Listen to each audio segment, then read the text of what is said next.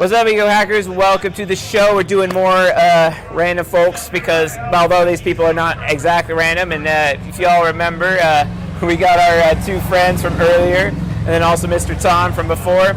But tonight we are featuring Miss Hope and also Mr. Daniel back there. So we're going to get Daniel in right after Hope is here.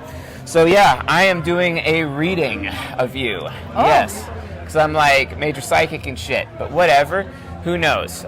So let's do this reading. So Hope, go ahead and introduce yourself to the audience. Tell us about yourself, what you're up to, what's your thing. All right. My name is Hope, and I've been just trying to collect myself to become as successful as I can. I am moving in with my grandma to help her be healthier and better, and also be more successful for myself so I don't have to pay rent and go to school so I can do hair school. Yeah, hair school. Yeah, that's right. You're cosmetology. Cosmetology. You know what? I think you're going to be excellent at that. Definitely. I hope so. Oh, yeah, and we'll explain why you'll be excellent at that, actually, because it's kind of part of what you do, you know, just who you are a little bit. So that's what we're going to be doing. We're going to be exposing her identity to the audience tonight, all the secrets about who she is. And I don't like that. Well, no, I don't think anyone does, but eventually they kind of leave super mega happy, or they leave in tears, you know, who knows? We'll see what happens. I'm not a teary girl. Oh, no, you're not. We know why, and we'll explain. Don't worry. Oh, Don't okay. worry. All right, so you're reading. All right, so here it is. So you are all about what you think. All about the facts, the true, false, consistently, all the time, even to the point of criticizing other people, because you are a little Miss Problem Solver. Always the person solving all the problems, always the person fixing everything, fixing people, fixing things, fix this, fix that, all the time. Miss Fixer. I can't deny that. She can't stop fixing. She's always fixing all the time. And then you live in the moment. You're so aware of what everyone else is doing all the time, what they've done, even their memories. You remember really a lot about other people, but you don't really remember much about yourself. And this is what makes you very forgetful. Leaving shit behind all the time, you know. Oh my God. Forgetting this, forgetting that, you know. Showing up late. Oh my God! Got to be Miss Late, little Miss Late here all the time, That's you know. true. Yeah. But she's all about what she wants. Man. Thing is out of everyone here, she's the person who's got the most luck, because she's Lady Luck, because her inner child is all about luck, because you're this person who is like in front of a huge minefield, and you're just going to walk through the minefield, and somehow you always make it to the other side. It's kind of miraculous, because you always find yourself in a bind over and over and over again, but somehow, by some miracle, you're always able to get out of it with no any real explanation, but somehow you're always able to get out. Like a little Miss Houdini, you know, it's like, oh, I'm trapped. Oh, I'm not trapped anymore. Oh, I'm trapped again. Oh, nope, not anymore. And just like back and forth, back and forth, back and forth. And people are like, how does she do it? Does she make it up, or does she actually plan it? You know, it's just kind of the show that you give up. But you're afraid. You're afraid of people not liking you. You're afraid of people not accepting you. You're afraid of people not making you a priority. I mean, that seems legit. Yeah, potentially even around men in your life where they don't make you top priority, and then they don't stick around for you. I'm sorry. Well, I've only had 2 boyfriends. Oh, just 2? Okay, well. They were so long-term.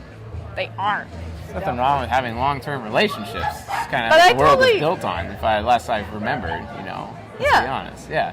And it's so interesting, given that you have like this luck aspect about you, you know what I'm saying?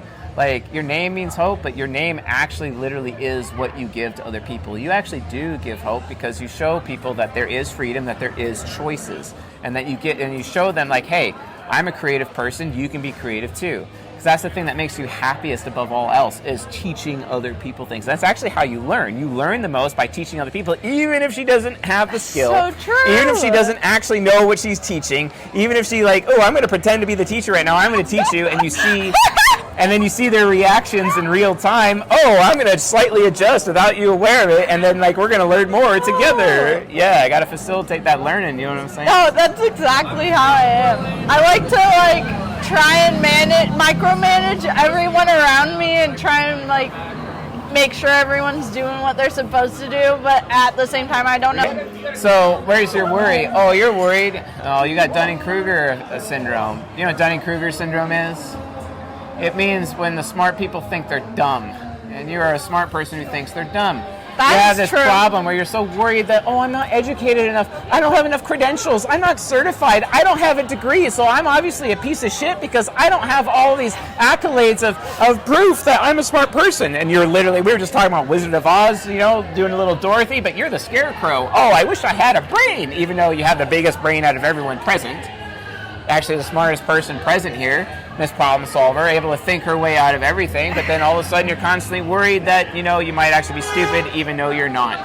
Just because you don't have the proof, the outward proof of being intelligent, you actually are the most intelligent person who's present, able to outthink anyone here constantly, all the time, but you never give yourself that credit because you're so worried about having that credit. And you're also worried about being around stupid people, because then if you're around stupid people, you might get stupid like them. Because they kind of drain you in that regard. So you try to cut stupid people. And that's why you have this tendency of stupid zoning people. Oh, that person being stupid. Yo, you're in the stupid zone. I'm going to go over here. Yeah, get away from me. LOL. You know what I'm saying? It's a little messed up, but accurate. I try to be super empathetic towards everyone I can be. Oh, of course, because you want to make them feel good. Here's the thing, people in your life have told you, you're soulless, you lack humanity, you're like just a machine. But the reality of the situation is no one cares more than you do. So that's the difference. You actually got your way to actually care and help people and teach them and improve them over time. But do you get credit for that? And no, you don't get credit, which is bullshit. That needs to stop. People in your life need to treat you better.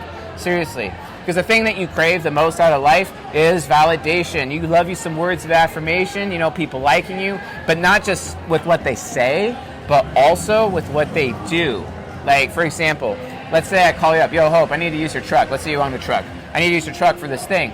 And then I go take your truck and whatever, and I come back, I'm like, oh, thank you Hope, for letting me use your truck today. But guess what? I got you a full tank of gas, and I got you, since I know you like M&Ms, let's say you like M&Ms, I got you this big vat of M&Ms lifted on your seat for you. You know what I'm saying? Yeah. Because that's proof through concrete action, my gratitude towards you. And you live and die by gratitude. And you need to make sure that you have people in your life that actually give you that gratitude.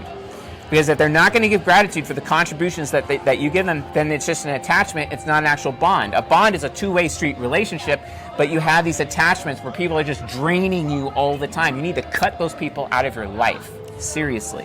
I always talk about how, my cup isn't full, and I'm filling other people's cups, and yeah, that's sad. I like when people do the little things, because if someone, I don't know, going to the beach, I'll pack them extra towels and stuff, because I'm oh no, they need these extra things, and they're not going to remember, so I'll do it for them.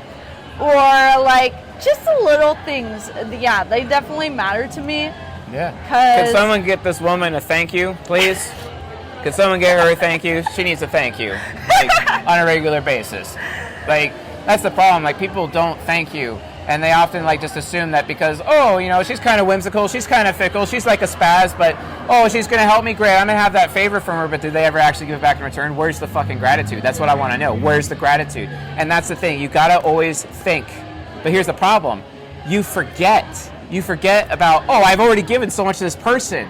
And you forget that you didn't get anything back from that person. You forget that they weren't grateful to you. So you end up in this endless cycle that just will not stop. Yeah, no. And you have these people who drain you and are literally abusive to you. Ooh. And you end up becoming codependent. You need to not do that. You need to actually be hey, and here's how you do that. Literally just ask the people closest to you, hey, how do you feel about that person? I'm giving a lot to them. Are they giving enough back to me? Are they showing me that gratitude? Eventually, you'll be able to figure that out on your own as you get older, but you gotta match it around and ask people their opinion around you. Problem is, your deadly sin is pride. And that pride inhibits you from asking for help because you feel too guilty to ask for help. Oh. Right. Because, you're the infinite problem solver, you know what I'm saying? You got to be that problem solver as much as you can, Yeah, that's how it goes. You got to watch out for that. I'm constantly drowning in my own, abilities and trust in myself that I can't really ask for help because I don't, Dunning-Kruger syndrome. very half-assed when other people do it. So I know it's going to be right when I do it. But also, I feel bad. I don't want to inconvenience anyone because I've been inconvenienced by other people. Because you don't want to be a burden to other people. Right. But that's one of the best things about you, and that is why you deserve gratitude, because you work really hard to not be a burden on other people. And one of the biggest ways that you feel guilty every day of your life is because you often feel like you are being a burden, even when it's not true. And that's not okay. And it inhibits your ability to actually receive gratitude when it's actually given to you, because you cover up that insecurity of people not liking you or people not valuing you or people not making you a high enough priority with pride. You've got to let go of that. Seriously. And instead you have to humble yourself and be willing to continue to be the student and learn and listen to other people, which you do because you worry that you don't listen enough. But the reality of the situation is the more you listen, the better of a teacher you become. And then as a result, you're the person who's guiding people along life such that they will remember all the good things you do for you. Because you need to be around people, especially like men in your life, men who have endurance, men who can actually remember every good thing that you have ever done for them. Because, you know, the day's going to come where you're going to fuck up. It just happens. You're going to fail. But they need to be able to remember all the good things that have piled up in their soul over time that, this one fuck up here, but you did like 20 plus good things, so, you're just having a bad day. You need that.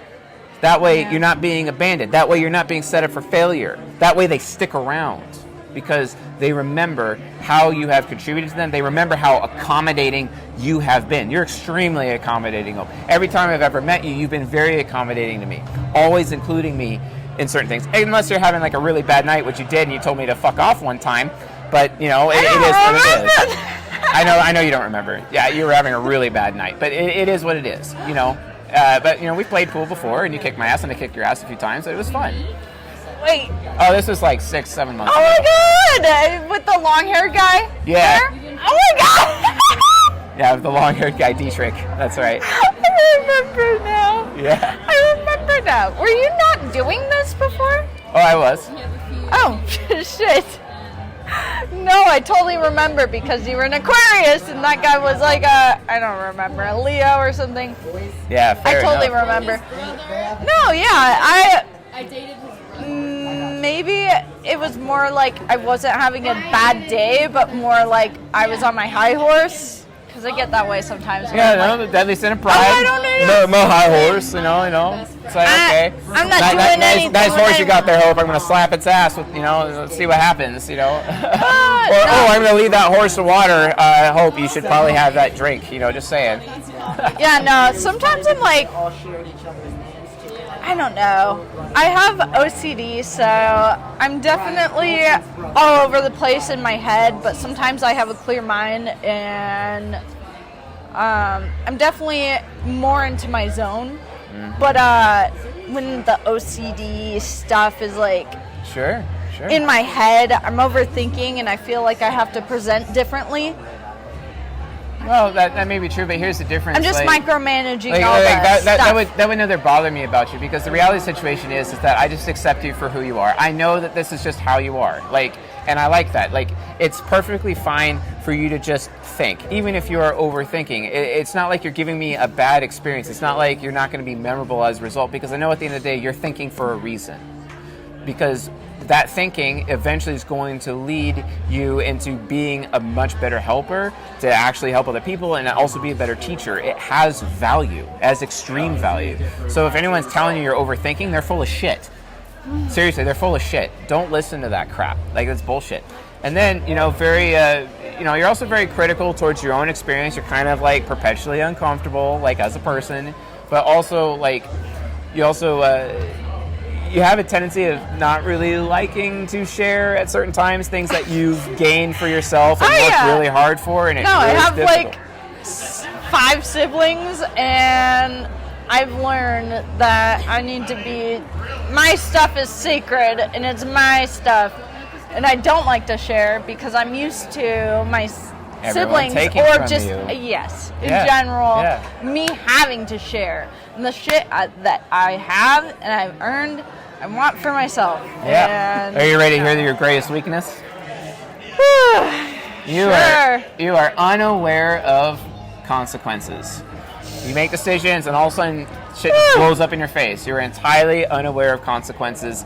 You have no idea what's going to happen because from your perspective, anything can happen. And because anything can happen, you can kind of see all of the consequences simultaneously, so it just cancels out. And then you're just like, oh, I have no idea what's going to happen. You see immediate reactions to things, especially in the physical environment around you, but you don't know that the decisions that you made today are going to actually blow up in your face 3 weeks from now.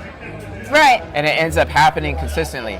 That's why you need people in your life who are able to provide warning and who can see those consequences. Be like, hey, Hope, don't make that decision because this is going to happen. You're like, oh my God, really? And then sometimes you don't listen to that because of my pride, right? And then all of a sudden those people come back in your life and be like, hey, Hope, I told you so. You know right, but that's so rare. But I do know what you're getting. Rare. When it's really bad, it's bad. And I always try and think of all the consequences that might happen along the way. But when I am just trying to follow my heart and I'm like, oh, this is right, this is the right moment, this is the right time, then either I back away because I'm too scared, or I jump into it not thinking like, oh, this is going to cost me like so much. Yeah. So much of my life, so much of my time. You ready to hear the worst part about you now? I thought that was the worst. No, that's just your weakness. Now the worst part about you is that you don't care how you feel or what you value because you just only want to know the facts. You care about what everyone else values, you care about how everyone else feels, but you don't care about how you feel. You don't care about what you value. It doesn't matter to you. It doesn't matter at all. And oftentimes this is why people accuse you of not being human, accuse you of being a machine, accuse you of being soulless, even though you're the most caring person. But at the same time, you have a tendency to ignore yourself, and this leads to huge amounts of depression, huge amounts of melancholy on a regular basis, because if you have your freedom taken away, it's like you've lost all joy in life because you have no freedom and thus no joy, and it leads to an insane amount of depression. And the reason why is because oftentimes you end up becoming this people pleaser, trying to get people to like you when you really have to grow to the point where you become your own source of self-acceptance. And that is the number one area in your life that you have to overcome. And it may take you decades to get there. You need people in your life who are there for you to give you the space and the room and the freedom to explore that so that you can have that high level of self-acceptance, right? Yeah. No, I totally You have to agree. have that. You need that. I constantly struggle with having the right people at the right time who are going to be,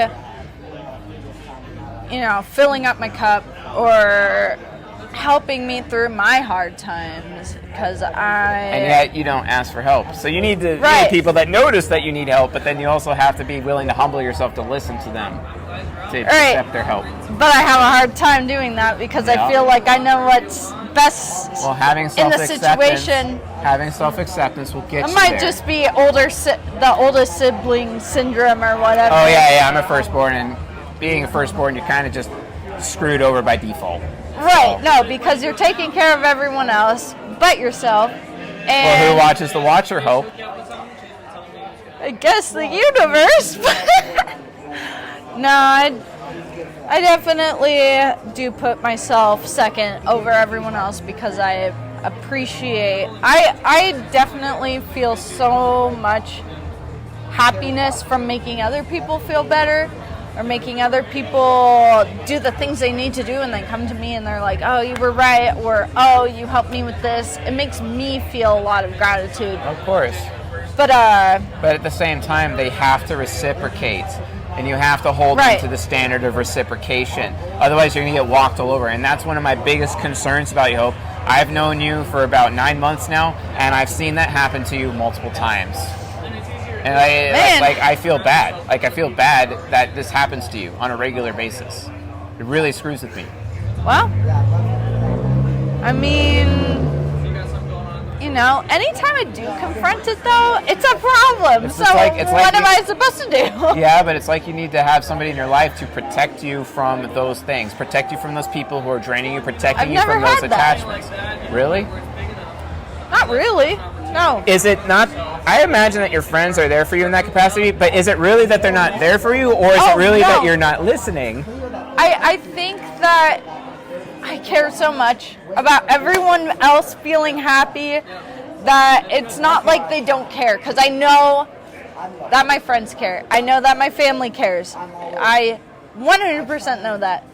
But deep down, my intrusive thoughts or my obstacles, they're things that I keep to myself because of that pride thing. So that makes sense to me. It's not that I have it's not that I have crazy pride where I can't be told you're wrong, because I love that shit. I love when people tell me oh, you're doing this wrong, fix it. I love that. I love self-improvement. But when it comes to my personal things, it's hard because I don't know if they're right or not, because they can't prove it to themselves that they're right. So yeah, that's well said. Yeah. Well said, Hope. That was great. That was really inspirational. You have no idea. A lot of people in the audience, you're speaking to them, and having you on this show, I'm very grateful that you took the time out of your night to finally agree to be on my show, because I've wanted you on my show for a very long time. I didn't know this was a thing. You actually have done my reading before with Mary. I didn't know what was going on. I was like, there's some things, but in person, it's a lot more valuable and stuff. Yeah. So sure. I appreciate the time, and well, certainly.